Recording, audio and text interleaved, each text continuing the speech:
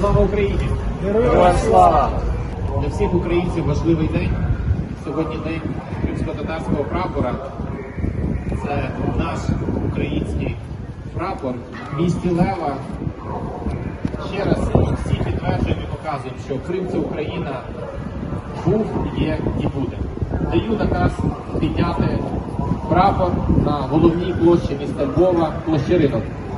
Прошу.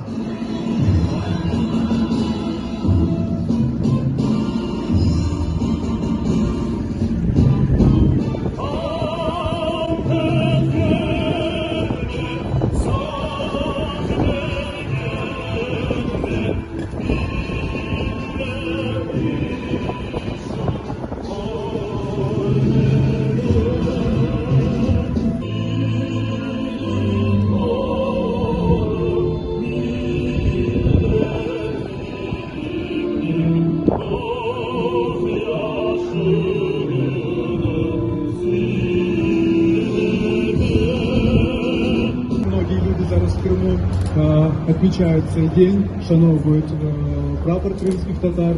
І це, як сказав Андрій, дуже важливо, що і здесь на не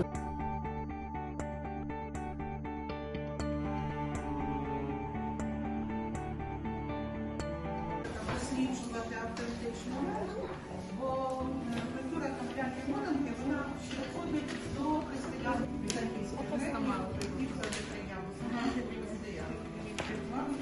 Десь якесь моє